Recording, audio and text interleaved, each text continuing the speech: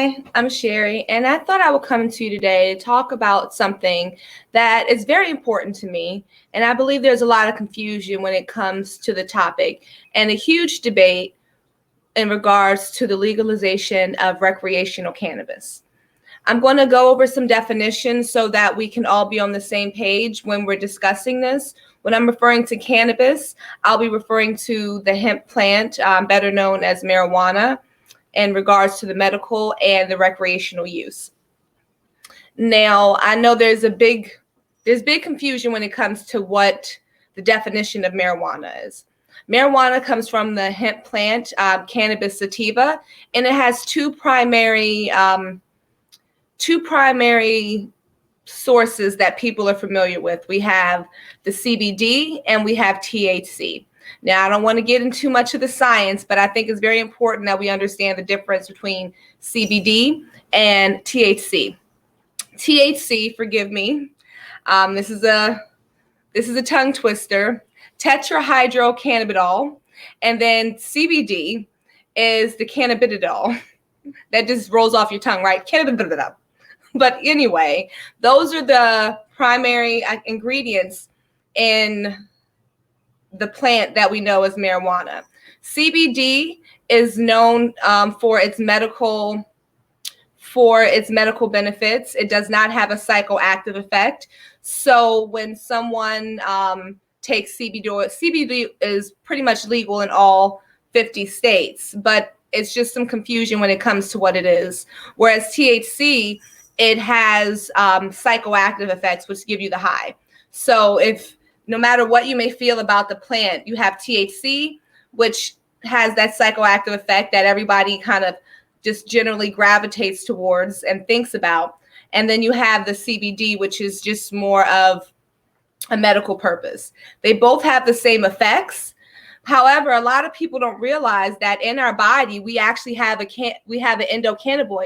endocannabinoid system. And I will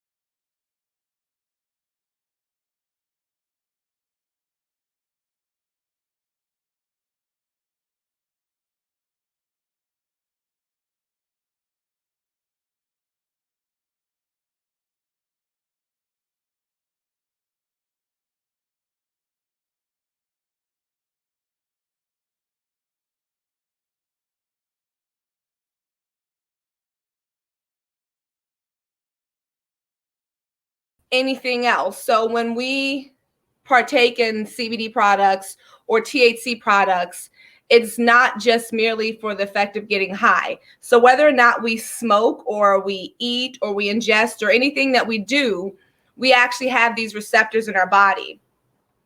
And it's funny because this tiny little plant has been demonized so much, and I think there's just some major misunderstandings. There are major health benefits to CBD. There are major health benefits to THC.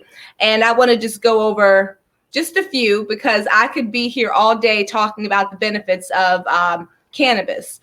One, it is good for anxiety. It's good for people who need to sleep.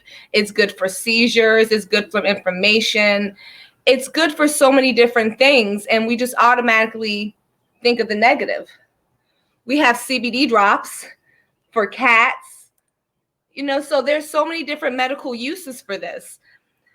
Right now, the state of Colorado has, as well as 33 other states, have some type of legalization when it comes to cannabis, whether it's decriminalization. But we need to look at not only the medical benefits and the health benefits of this plant, but we also have to look at the benefits financially into the economy. According to Forbes, in 2019, Colorado made $1 billion on the sale of legal cannabis. So when you're thinking about the sale of legal cannabis, 2.9% of that revenue went to state-funded programs. It helped education. It helped with social services programs. It helped build the communities, mental health services, drug prevention. A far cry from what we once knew as the war on drugs. I know that when I was young, it was drilled into my brain that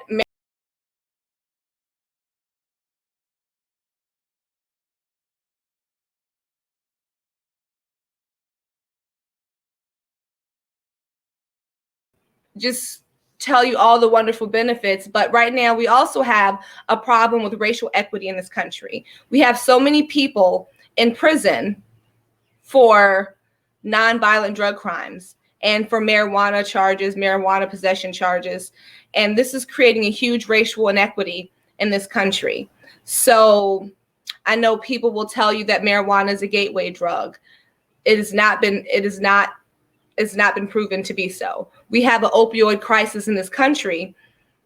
Whereas if I could give someone something for pain, I would much rather give them something that works naturally with their body and that's not habit forming.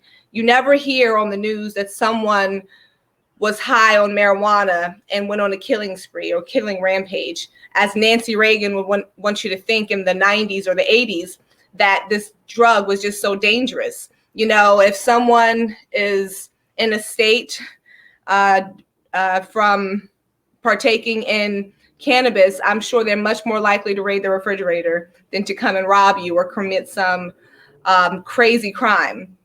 But I don't want to sit here too long. I just want you to take a moment to think about the benefits, not only the medical benefits and the moving away from using the opiates, the natural benefits it has to your body, the financial benefits it has to the economy, and just how it can create a racial equity so that we can have some kind of system where we're all benefiting from it and minorities aren't punished for something that, you know, is less dangerous than alcohol. So when you take a moment and think about it, and just think about the benefits and how they much outweigh the cons when it comes to this.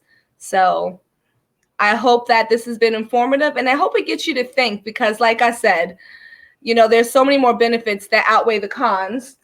And if you don't take my word for it, there's so many resources. This is one of my favorite books, Finding Your Higher Self, Cannabis and Spirituality. There's so many resources that you can go out there, and it's very easy to find this for yourself. But I thank you for viewing this, and I hope to see you later.